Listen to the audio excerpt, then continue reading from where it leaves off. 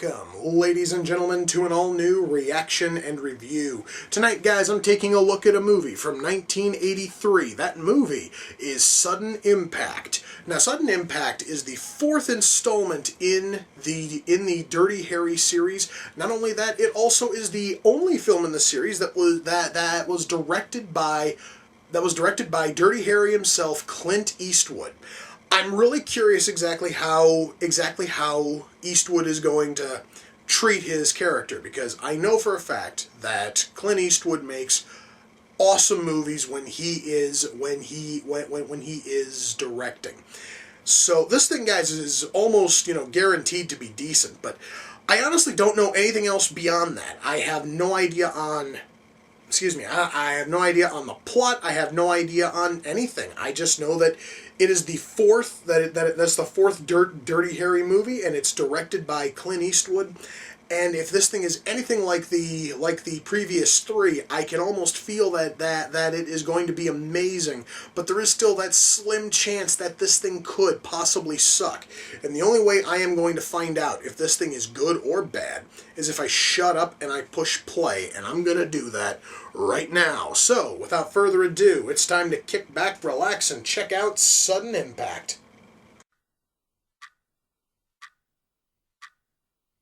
Okay, I really have a feeling that this here is a first. Harry, was able to, at least as far as I can tell, he was able to kill somebody and didn't even have to pull out a gun. Didn't even have to grab a weapon. He just talked him to death. Damn, that is awesome. Okay, guys, well, apparently Harry has a new gun. And it's fucking badass. I really want this gun, guys. It seriously, guys, just looks fucking awesome, and it's got tons and tons of stopping power. That gun is badass as hell, guys. So, guys, Harry now has a new dog. And I'm loving this fucking dog, guys. It just has this awesome, attitude about it. It is just so fucking lovable and kind of sort of dickish at the same time. Basically, it's a dog version of Harry. It's just awesome.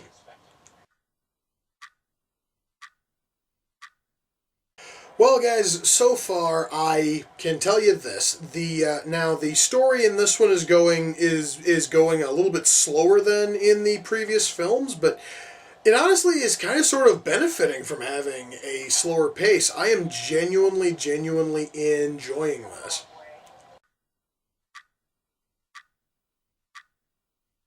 Guys, this is really odd. In the first three Dirty Harry films, you could totally feel for Harry just, knocking out and wiping out every single worthless scumbag he finds. Our killer in this film, I'm totally siding with her on this.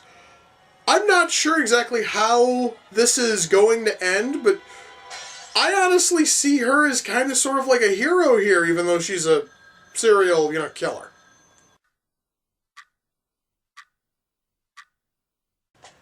Okay, guys, I am totally willing to say this is probably the most badass shot in the entire movie.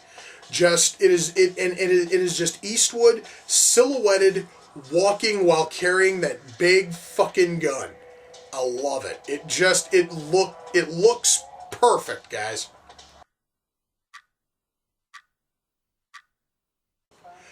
Well, guys, that was Sudden Impact. Let's shut that off. Okay, wow, where to even start? Well, I think the best way to start is by saying, so far this is quite possibly the weakest entry in the series, which makes sense because it's been going very slowly downhill ever since the first movie.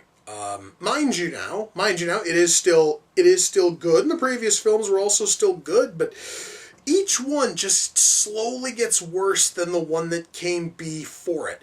I would like to say right now that I kind of sort of liked how the film, swerves you part way through.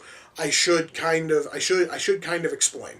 because they spend the first about three quarters of the movie building up that it's going to be Harry squaring off against this serial killer, which makes sense because that is similar to what was in the first film.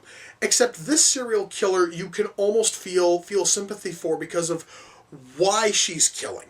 Because she, unlike, Scorpio, who just killed for the sake of killing and never really had a pattern, and still sort of baffles me because that's not how serial killers normally function, she was the victim of a brutal gang rape, and she's slowly killing everybody involved, which is awesome and would probably make for a fantastic movie on its own. In fact, there are tons of those sorts of films out there, but this one here, with this character and with these circumstances, would have made for an amazing movie on it, all by all by itself. And Harry has almost no connection with any of that, because Harry is technically, well, at least for the sake of this film, he technically has no power as a cop, because he's on leave from the Frisco PD because the mafia's after him. The mob wants him dead.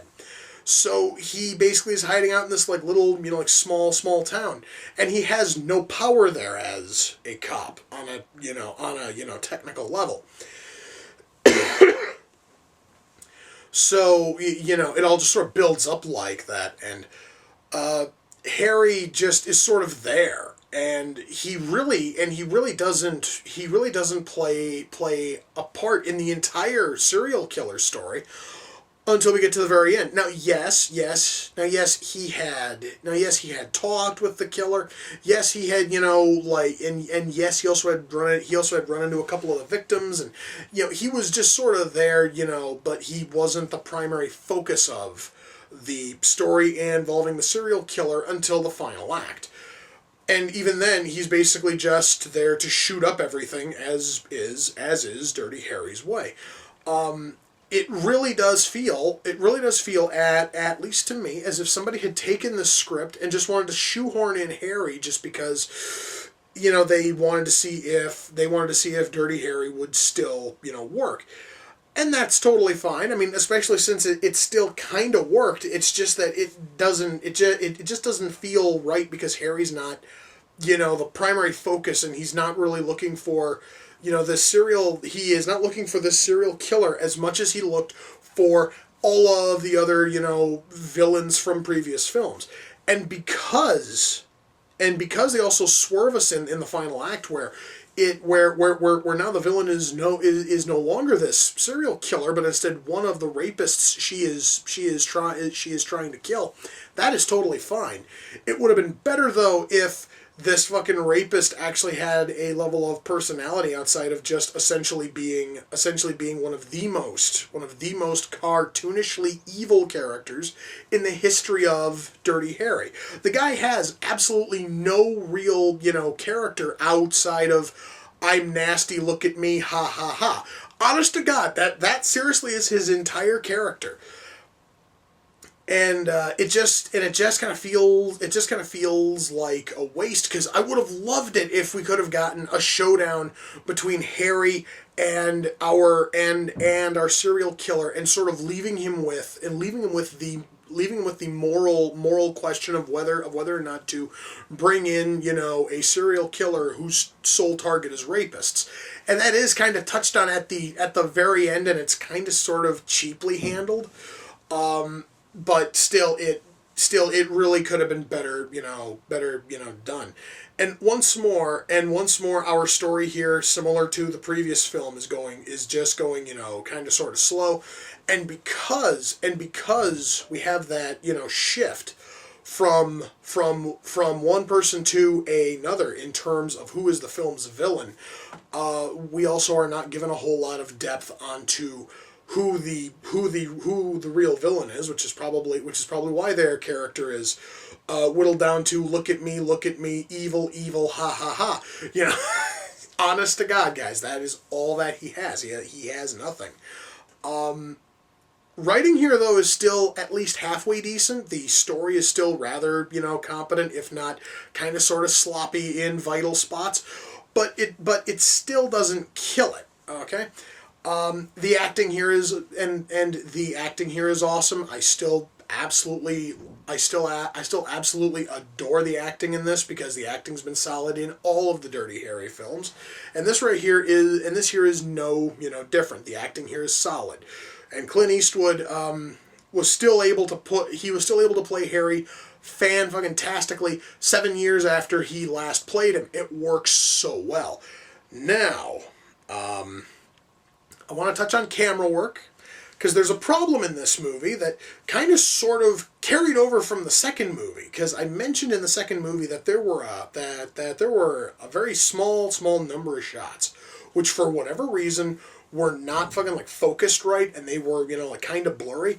And we still have that here, except here it gets weird, because you will have, and one instance which comes to mind really quickly is there was a two-shot with two characters. One of them here, one of them here. Let's just say that these were their heads. Both of them are the same distance away from the camera, and both of them are lit the very same way. This one here is perfectly focused, but this head is blurry. It looked really fucking weird. And mind you, the both of them were talking to each other, which means that the camera was supposed to be focused on them. I don't know if that was a problem with the movie itself, or if it's some kind of a problem with my fucking Blu-ray. But there were a couple of shots that were blurry and focused, and it looked really, really poor. And beyond those couple of shots, though, everything else here is fantastic, including, as I mentioned as the movie was going, probably the coolest shot in the entire franchise, which is Dirty Harry with his big-ass brand new fucking gun. He is standing on a boardwalk, silhouetted. It looks amazing. And if the rest of the movie were to look that awesome, then I would be gushing more on this. However, everything else here at least works, and we have those couple of shots which are really blurry, and I just don't like those. Sound mix here, though, is really good, and the soundtrack is fantastic. One other thing, and this also kind of ties into writing, and this was another thing I mentioned when I covered the second movie.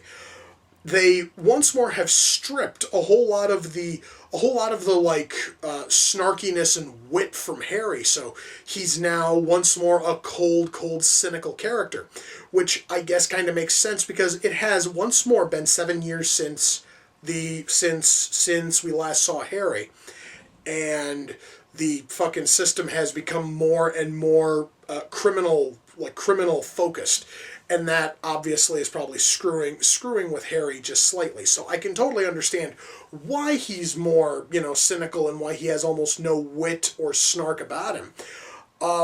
It's just that it would have been nice if there was still a little bit more that did not have to do with him talking to his new dog. Excuse me. But anyway, guys, when all is said and done, am I able to recommend Sudden Impact? Kind of. Okay.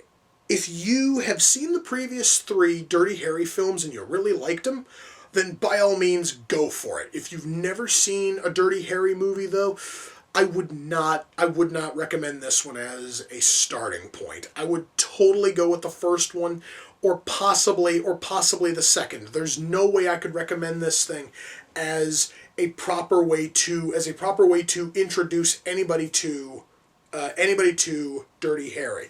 And also, if you're a fan of action films, then this thing is going to be fantastic for you.